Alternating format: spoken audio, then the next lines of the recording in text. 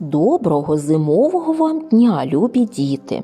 Зима – холодна і сувора пора року для всіх тварин. Мороз, вітер, снігові замети. Лісовим мешканцям у цій порі дуже важко, особливо маленьким, дрібним. Та вони все ж таки пристосувалися до зими, кожен по-своєму. Життя комах змінюється вже восени. Деякі комахи забиваються у щілини, у кору дерев, ховаються у купу сухого листя і там зимують. У них взимку одна мета – вижити в умовах зниження температури. Сьогодні ми поговоримо про те, як зимують комахи, адже кожен вид комах зимує по-різному. Наприклад, жучки-сонечка ще восени гуртуються і шукають місце для спільної зимівлі. Сонечка тільки в холодну пору року тримаються купи, а зазвичай живуть вони поодинці.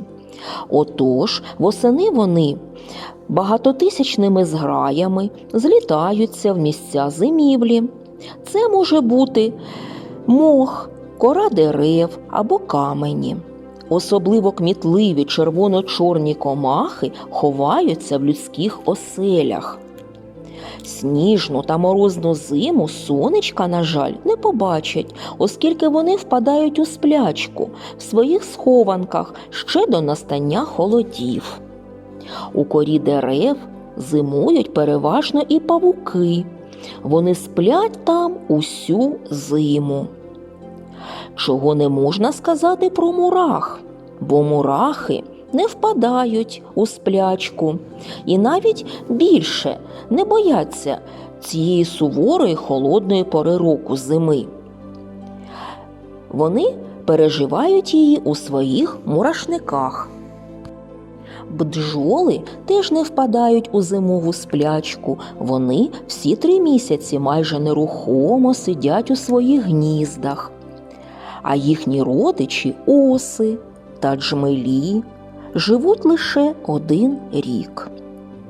А от мухи сплять всю зиму. Ці комахи здатні проспати півроку. Зате з настанням тепла просинаються вони дуже складно. Уявіть собі, щоб повністю прокинутися від зимового сну, мухам потрібен майже місяць. А де ж зимують метелики? Розглянемо на прикладі кропив'янки. Бо кропив'янка – один із найвідоміших метеликів. Він дуже гарний та яскравий. Живуть кропив'янки по всьому світі, п'ють сік фруктів та квітів. Кропив'янки ховаються від холоднечі та впадають у стан заціпеніння. Коли починаються морозні дні, метелик промерзає, але не гине. Перші промені весняного сонця повертають його до життя. Тоді він і залишає своє укриття. А зимує кропив'янка зазвичай на горищах, в сараях або в інших місцях. От і завершилася наша незвичайна подорож. Сьогодні ми дізналися, як зимують деякі знайомі вам, діти, комахи.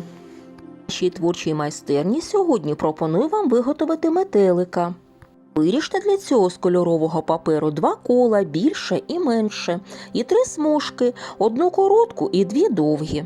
Приготуйте також ножиці, клей, пензлик і серветки, тож починаємо конструювати. Даємо згинати велике коло так, щоб отримати ось таку, нібито гармошечку. Тим же чином згинаємо і менше коло. Втаємо коло, як вказано на відео, і беремо їх посередині. Одне, а потім інше. Це крила нашого метелика. Тепер потрібно з'єднати їх меншою смужкою посередині. Для цього намащуємо її клеєм і приклеюємо.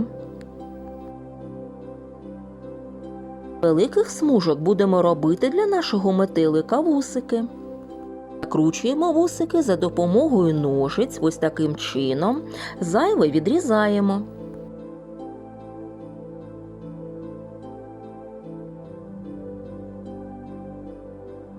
приклеюємо вусики, як вказано на відео.